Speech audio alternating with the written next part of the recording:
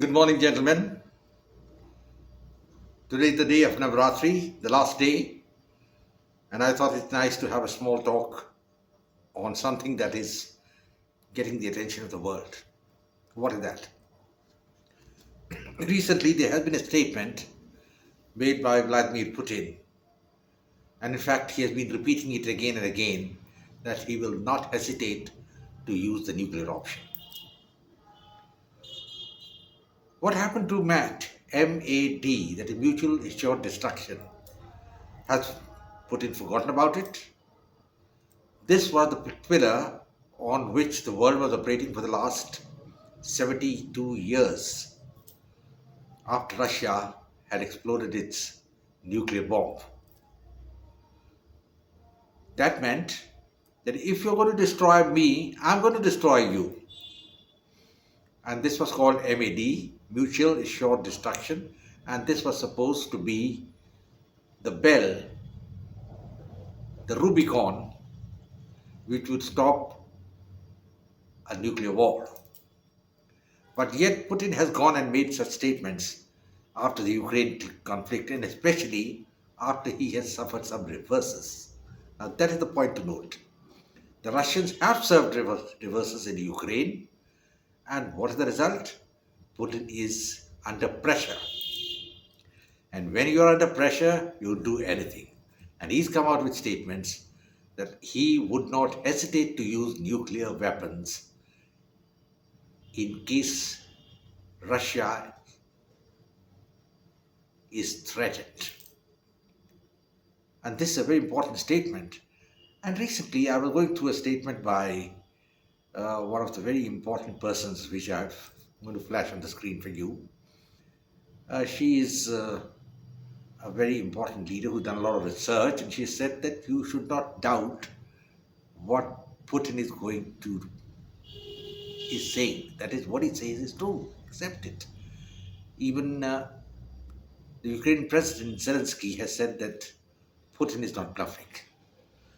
So then what happened to the mutually assured destruction? That is what the Americans had thought, that if the Russians will use a nuclear device in Ukraine, they will hit, there is a fear that they will hit Russia.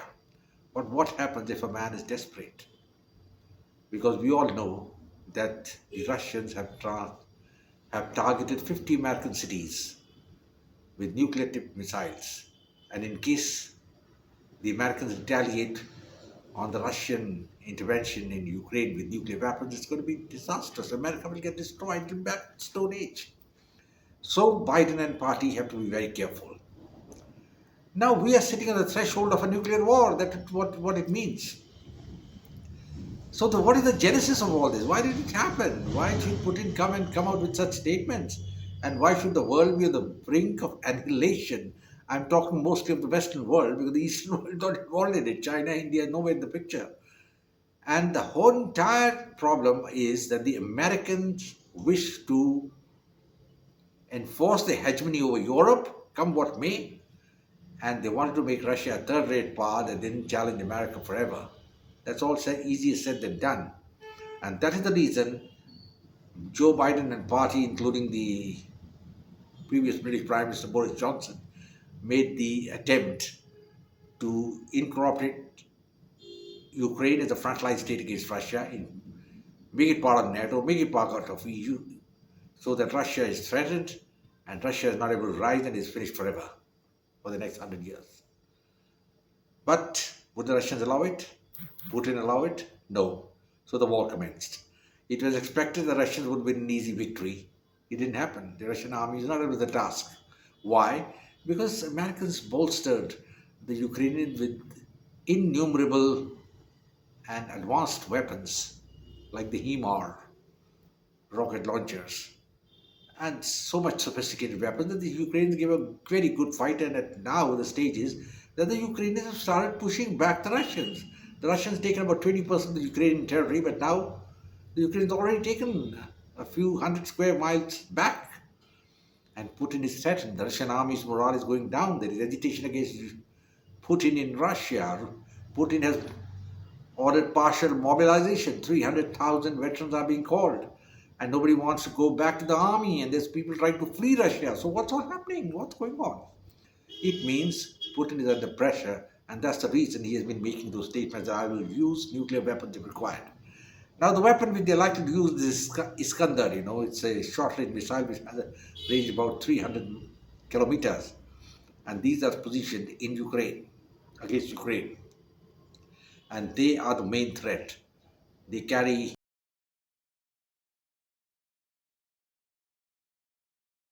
a single warhead, and they can be guided by precision guidance mechanism to hit the target.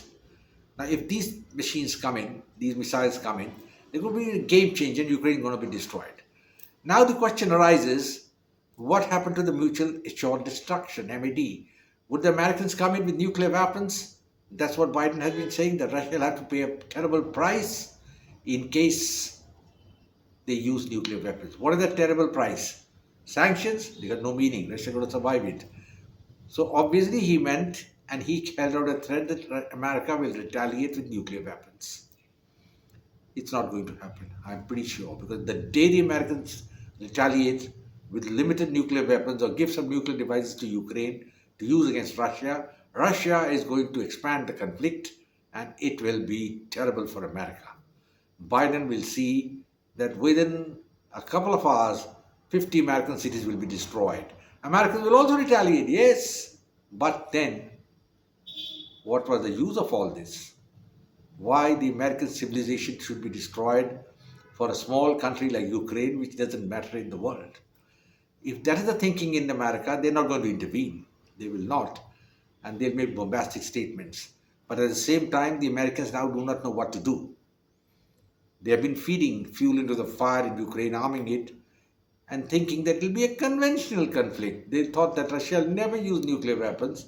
And finally, Russia will come down to the negotiating table if it's defeated, and that'll be the end of Russian press. It's not going to happen. It doesn't happen like that. Does anybody think it's going to happen like that? There's a very fine commentator, John Mishmar, and he said, I think you go through his videos, and he has said that the sole culprit which has engineered this problem is the United States. The USA has not yet got over the hangover of imperialism, and so have the British. There was the age of empires, the age of colonization, when these countries dominated the world. Opium War, Zanzibar War, occupying India, all that's over. It doesn't matter now. You can't have that same thing continuing. With the destruction of the Soviet Union, the Americans are free for all in Europe and they want to have their hegemony. They're creating fear in the minds of the East Europeans that Russia is the enemy. Beware, beware. And the East Europeans, of course, have a grievance against Russia because Russians haven't treated them properly throughout. And that being the case, Russia is friendless, alone. And there are only two countries, major countries in the world, which have not condemned Russia for this attack on Ukraine, and they are China and India. And that's half of humanity. Can anybody forget it? No. That means the Americans don't have the support of more than half of humanity. Just counting a few hundred nations here and there from Africa, small ones, Sierra Leone, Uganda, that's irrelevant. They don't matter. If such a big chunk of humanity is not condemning Russia, obviously the Americans have to think twice what they want to do. Do they want a nuclear conflict? And now I'm afraid we are heading towards one. It's a very, very sad state. But you must remember that in the last two wars, the epicenter was Europe. First World War, Second World War. And now we're heading for the Third World War, which is again American creation. There was no need of this if Ukraine had not been bolstered by the Americans to oppose Russia. Ukrainians have a grievance against Russia. Well, there was a man made induced famine in 1931-33 by Stalin. All that, it's over. But they were living with the Russians for decades. So many important leaders, including Brezhnev, were from Ukraine. Khrushchev was from Ukraine. And where is the question that Ukraine should become the enemy of Russia? And the Americans looking for a stooge, and they found a stooge, a wonderful stooge in Zelensky. He played in the hands of the Americans. But when you're too clever by far, you shoot yourself in the foot. And that's what the Americans did. Now they are on the brink of a nuclear war, and mind you, Putin is not bluffing. The chairman of the European Union also has come out with a statement that Putin is not bluffing. And if the Russians lose more territory and the Ukrainian troops are able to take back the four provinces which have been made part of Russia, Russia is going to use the Iskander nuclear tactical missiles. They are nuclear warheads and they will destroy Ukraine. That will be the end of Ukraine for the next 100 years. We all know that the half-life period of an atomic nuclei is 50 years. And for 50 years, nothing is going to grow in Ukraine. All that granary of Europe and everything will go in the Baltic Sea, in the Black Sea. It will be all over. And God knows where our good friend, Mr. Zelensky, will be. Because he's the main culprit. And he played in the hands, a very gullible man, played in the hands of Joe Biden. And what has he achieved? 8 million refugees. Economy destroyed. Is this a victory? Would he say it's a victory? And he's talking about fighting for survival. What survival are you fighting for when you have a couple of nuclear missiles falling on you? America has created this situation. That is the sad part of the whole thing. And now the Americans' theory has been proved wrong. They had thought that this will remain a conventional war. Putin will never use nuclear weapons. And so it will be all honky-dory for the Americans. The fight will continue for 5-10 years. Russia will be sapped out, destroyed. But there is always a big but, an if. And the if is Russia cannot afford to lose. That is the fact. If Russia loses, what happens next? What happens? Russia is finished as a world power. Nobody knows Russia, where Russia is. And Putin and the Russian people, despite the opposition they have against Putin now, will not accept it. As far as the Russians are concerned, they still are nostalgic for Stalin. I've been to Russia. I've seen that Stalin, as per a BBC report, is one of the 3 most respected and loved men which the Russians remember. You can deny that. And when they're nostalgic about Stalin, Putin is trying to measure up to Stalin. He is not a pass on Stalin, but then he's been pushed to the brink. He made some miscalculations, grave ones. He should have won the war within 3 weeks. He didn't do it. It's 7 months on. And now he's under pressure. And that pressure is going to result in something disastrous. And it's good. I'm pretty sure it will. And the man who is responsible, Joe Biden. It's still not late. Biden can restrain the Ukrainians, make a public statement that Ukraine will not be made a member of NATO, will not join the EU. But he cannot do that. That will mean defeat for America. America has no place to join the world if they make such a statement. So he's a Hobson's choice for him. While for Putin, it's the choice of the devil. He's got devil on both sides. He's got to do something about it. What's going to happen now? Gentlemen, these are the brass tacks. The fact is, the situation is now very grim. The Ukrainians have won some battles. They have taken some territory back. Russians are demoralized. There's opposition to Putin, and Putin is left with no option. He's pushed to the wall.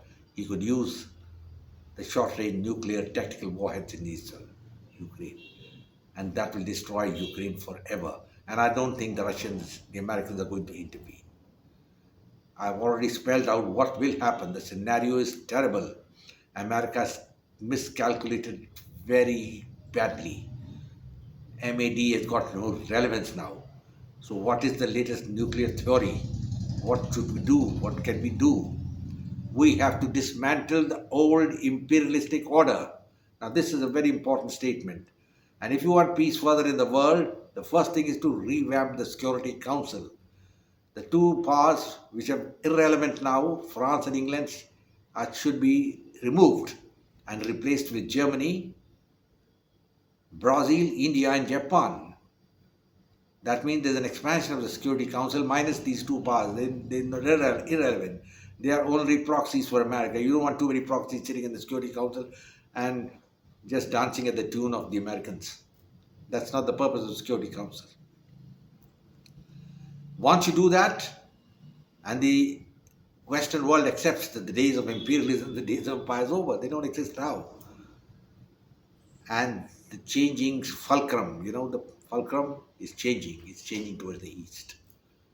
Russia, of course, was never, after the collapse of the Soviet Union, a global power. It was a regional power. But that regional power will remain. And you cannot entangle with the Russians. These are my suggestions. And if the Western world is listening, Joe Biden and the new Prime Minister of England, if they listen, good enough. Otherwise, God saves the Western world. It will not be just destruction, it will be back to the Stone Age. Gentlemen, I think I'll close now. It's been wonderful talking to you all, and I hope you'll subscribe to my channel, share it with your friends. I close now. Jai Hind. Take care and God bless.